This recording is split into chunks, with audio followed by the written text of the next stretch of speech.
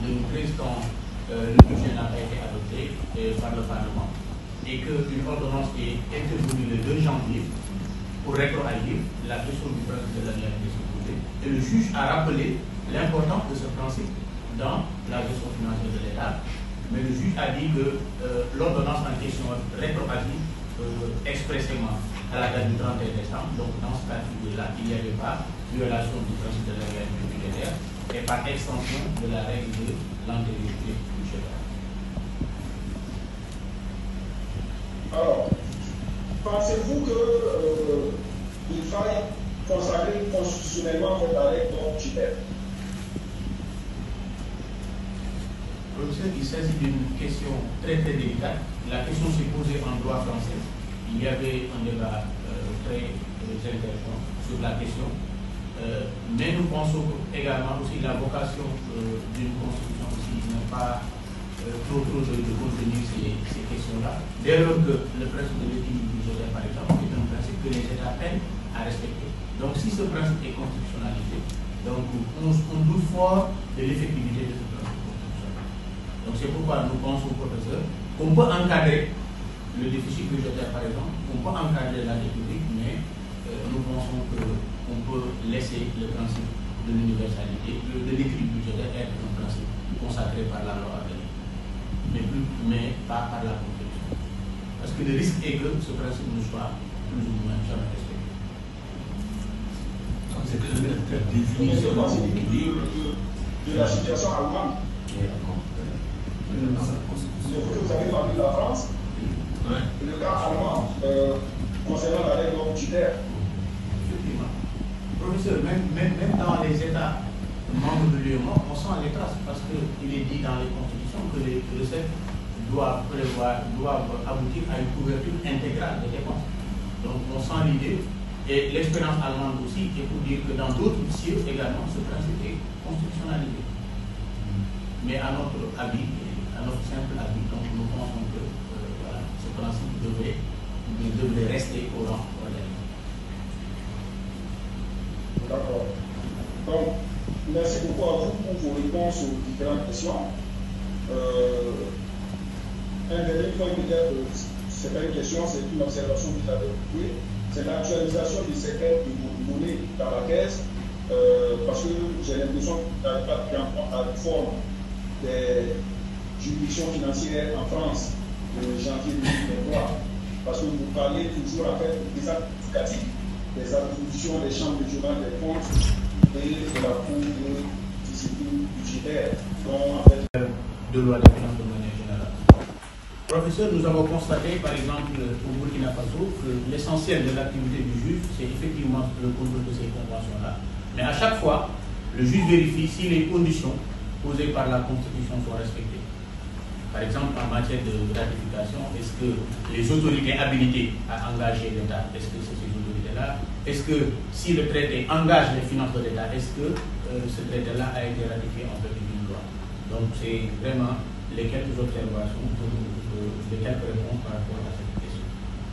Par rapport à la distinction, professeur, entre principe constitutionnel et objectif à valeur constitutionnelle, les principes constitutionnels sont des normes qui, sans être contenues dans la Constitution, ont un rang constitutionnel. C'est-à-dire que le juge déduit ces principes de la Constitution. À la différence des objectifs à valeur constitutionnelle, qui sont plus des normes de conciliation des droits fondamentaux, par exemple.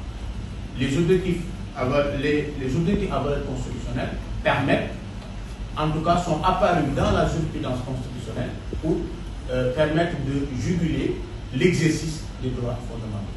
Donc la différence fondamentale est que le principe à valeur constitutionnelle est déduit de la Constitution et de ces principes, le juge induit des objectifs à valeur constitutionnelle. Donnez des exemples.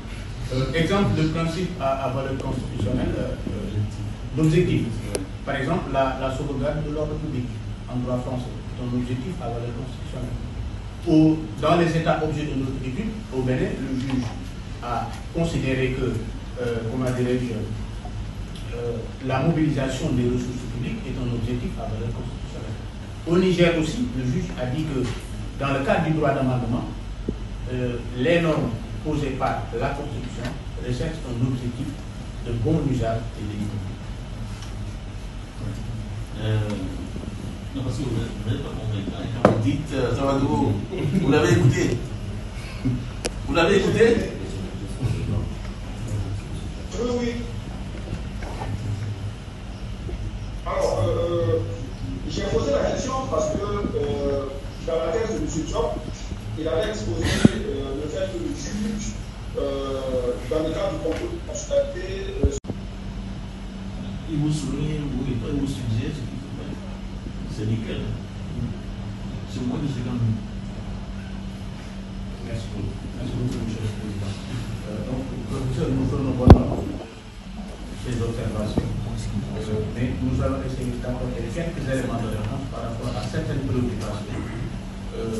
D'abord, par rapport au plan sur le caractère général ou non.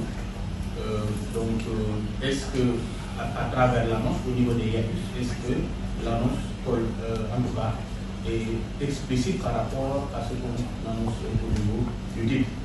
Ici, professeur, nous avons voulu partir de la révision des comptes. Pour dire que c'est cette révision des comptes qui justifie que l'on ait une vision transversale des finances publiques. Donc c'est cette volonté de poursuivre jusqu'au dernier plan le contrôle des finances publiques. C'est à travers cette révision des comptes consacrée par la déclaration française des droits de l'homme et des citoyens. On a inféré de cette révision des comptes, ou bien on a pensé que cette révision des comptes justifie la mise en place d'un contrôle, par exemple, politique des finances publiques, mais également d'un contrôle juridictionnel. Oui, sauf que pour là, vous n'êtes pas sur le contrôle. Vous êtes ici sur l'identification des normes qui ont une résonance financière identifiée encore dans la Constitution. Vous n'êtes pas ici dans le contrôle, je suis désolé. Voilà. Vous me confortez dans la critique. Merci, professeur. Dans cette révision des comptes, il y a un clin d'œil au contrôle. Pourquoi? Parce que tout ce qui a été développé, c'est relatif au contrôle des finances publiques. C'est différent du contrôle qu'effectue le juge constitutionnel. Parce qu'ici, on est revenu sur les attributions de la révision des comptes, qui est prévue par la Constitution. La Constitution dit que c'est une institution constitutionnelle. Elle constitutionnalise ses compétences, juridictionnelles comme non juridictionnelles. Dans ce caractère général, effectivement, les compétences du Parlement aussi sont prévues dans la Constitution. Mais souvent, c'est des compétences de contrôle. C'est différent du contrôle qu'exerce le juge constitutionnel. Donc, professeur, on a voulu distinguer ces deux niveaux de contrôle. Un contrôle juridictionnel en quelque sorte, effectué par la Cour des comptes, et un contrôle non juridictionnel, un contrôle parlementaire accompagné d'une mission nouvelle d'évaluation des politiques publiques qui constitue le prolongement de la mission de contrôle que l'on a voulu différencier du contrôle qu'effectue le juge constitutionnel.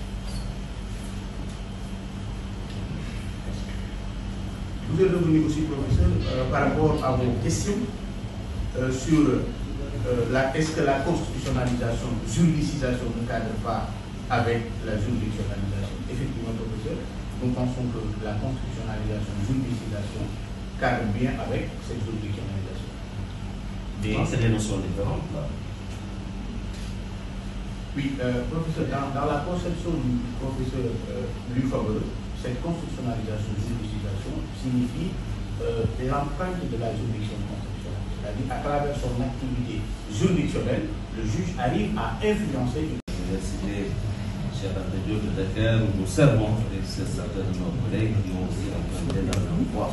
Donc c'est toujours avec beaucoup de plaisir que nous revenons, surtout partager aussi ce genre d'exercice avec nos professeurs, notamment le professeur Moussa Zaki, qui a été seulement un encadreur pour nous, un enseignant, un encadreur aussi, pour nous avoir encadré aussi en mémoire de maîtrise. Voilà, c'était en 2005 sur les finances locales. Donc depuis lors, je pense que nous avons gardé des relations tout à fait, de respect vis-à-vis justement de l'ensemble de nos enseignants, y compris du professeur Moussa. Donc c'est avec beaucoup de plaisir que nous revenons ici, dans un espace qui nous parle, dans un espace auquel nous sommes particulièrement familiers, et surtout dans le cadre de ce genre d'exercice, de ce point de vue.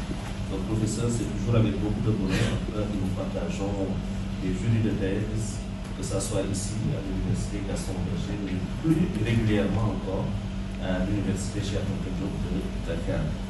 Mais aussi remercier monsieur le président, le professeur Mikez Médé. Professeur Médé, c'est vrai que c'est un sage, il est décrit comme un sage, en tout cas par les spécialistes des finances publiques qui connaissent plus. Mais moi, je l'ai découvert à travers son article sur la régulation juridictionnelle, voilà, la régulation constitutionnelle, les juridictions constitutionnelles. Quand on a lu cet article-là, je pense qu'il est paru dans l'annuaire international de justice constitutionnelle. Ça a été un déclic pour l'utilisation et la juridictionnalisation du droit. Vous savez qu'à chaque fois qu'il y a une différence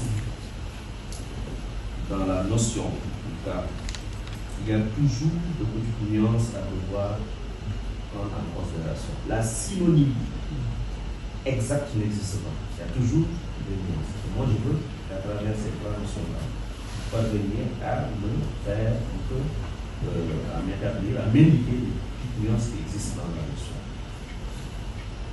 D'accord. Par rapport à ces nuances-là, par exemple, sur la juridicisation, juridiциser une branche, c'est rendre une branche juridique. Par contre, quand on parle de la juridictionnalisation, c'est quand il y a l'activité contentieuse de l'activité du juge. Non, ça c'est judiciarisation. C'est pas juridictionnalisation. C'est le terme qui est au cœur de votre deuxième partie là. Judiciarisation, c'est justement de pouvoir entraîner sur le terrain judiciaire des actes, par exemple, il y a des faits. Il y a des faits qui peuvent ne pas justement être après devant une juridiction, mais maintenant, avec le chemin faisant, on peut maintenant voilà, judiciariser. Maintenant, ce n'est pas une juridictionnalisation qui est au cœur de notre deuxième partie. C'est vous qui jonglez avec ces concepts-là. Il faut que vous nous disiez quelque chose de tout à fait clair par rapport à ça. Par rapport à la juridictionnalisation, professeur, nous entendons l'activité contentieuse du juge. Le fait que maintenant, à travers la jurisprudence constitutionnelle, les dispositions formellement inscrites dans la Constitution ont une certaine effectivité grâce à l'activité contentieuse. Dans la juridictionnalisation, c'est le fait de rattacher à une juridiction le traitement d'une affaire, d'un litige bien précis. C'est ça la juridictionnalisation. C'est différent de judiciarisation. Judiciarisation veut dire qu'on est sur le terrain judiciaire du contentieux, qui implique les juridictions de manière générale, sans ici distinguer globalement quelle force judiciaire est plus ou moins, ou bien quel juge est plus ou moins impliqué de ce point de vue. Donc il faudra, je pense bien, clarifier le rayon de chacune de ces notions-là. Pourquoi exemple, ce qui viole en réalité une des dispositions de la Constitution, et le juge l'a d'ailleurs dit dans une première décision que le fait de soumettre l'accord à la charia viole le principe de laïcité. Le gouvernement revient avec le même texte, sans avoir modifié, et le juge ne parle plus de laïcité, mais se fonde en réalité sur l'objectif de bien-être des populations contenu dans le préambule de la Constitution pour valider le texte qui, dans un premier temps, dans la première partie, nous mettait en exergue donc la fondation d'un domaine constitutionnel à caractère général et l'édification d'un domaine à caractère spécifique. Et pour vous, le caractère général, ça renvoie en réalité à tout ce qui va au-delà des clivages entre finances de l'État, les entités locales, et de la sécurité sociale. Donc c'est tout ce qui permet d'appréhender toutes ces dimensions-là. Et dans le caractère général, vous abordez les attributions des juridictions des comptes, et c'est important sur les questions posées à un qui a servi à bâtir tout le travail, mais autrement dit, pose un petit souci de mon point de vue. Donc il faut veiller à ce qu'il n'y ait pas d'interprétation assez différente dessus.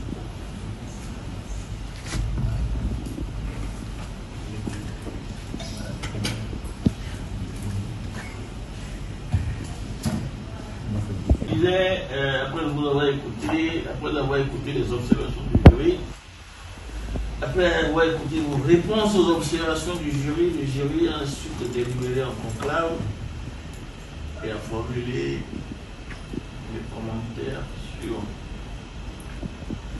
des techniques qui répondent aux standards en la matière. Le thème est original et ouvre sur d'autres perspectives de recherche. L'ancrage théorique est renforcé. Il est souhaitable que le chapitre du titre 1 de la première partie soit envoyé en deuxième partie. La présentation est très bonne. En conséquence, la thèse est acceptée et mérite la mention très honorable avec les félicitations du jury.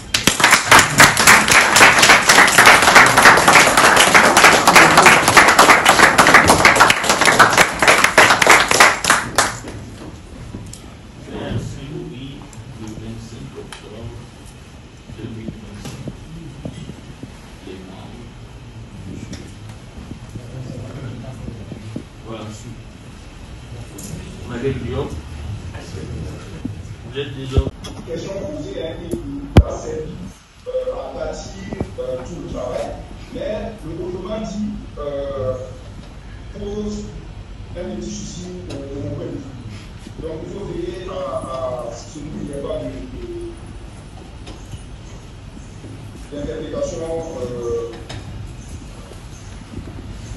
assez différente dessus.